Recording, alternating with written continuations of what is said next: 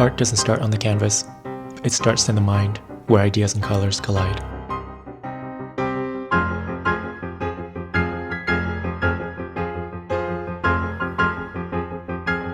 Whenever I start a new piece of art, it's usually because I get a surge of inspiration. And when that strikes, I don't wait. But very often, that inspiration doesn't last very long. And then I get stuck. So as much as I'd love to say that my creative process flows very naturally, the truth is, sometimes it needs a little structure, from ideation, research, storyboarding, and color analysis, a system that I call my creative process. This is how an idea becomes a painting. Let's go. Ideation is the process where I gather my ideas on what I want to draw. This part is probably the easiest and most organic out of them all because most of the time, it just happens. And I get my ideas from, well, literally anything. A concert that I went to, a piece of art that I saw, or as simply as something sitting on top of my credenza. Once I have narrowed down what I want to draw, we move on to the next step. It's kind of funny that he's in there.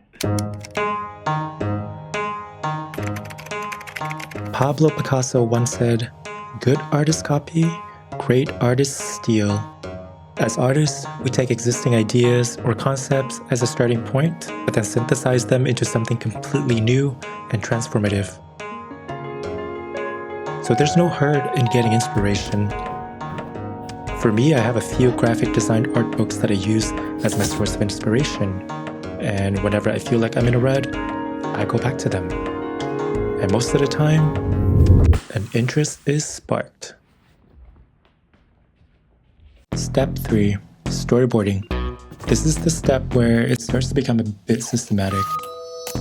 You know in movies where you see detectives build an investigation board with X's and strings to trace the crime?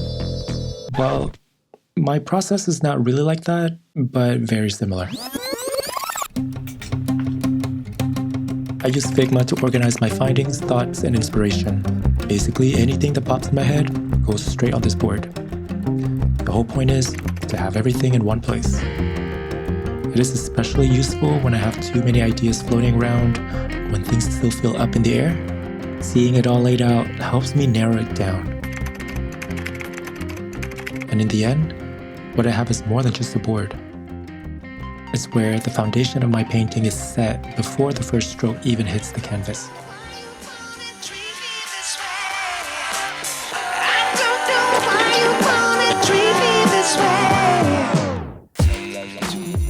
Colors isn't just an aesthetic choice, it's the heartbeat of a painting. The right colors set the mood, tell the story, and evoke emotions before a single detail is even noticed. I spend a lot of time choosing my palette carefully, and there's not really any rule to how you should color your art. Do I want the painting to feel warm and inviting, cool and distant, bold and energetic, or playful and fun? So many different choices that can convey so many messages. Every shade, every contrast, every harmony, each choice shapes the final piece. But ultimately, you figure out your desired color palette. And once you do, we paint.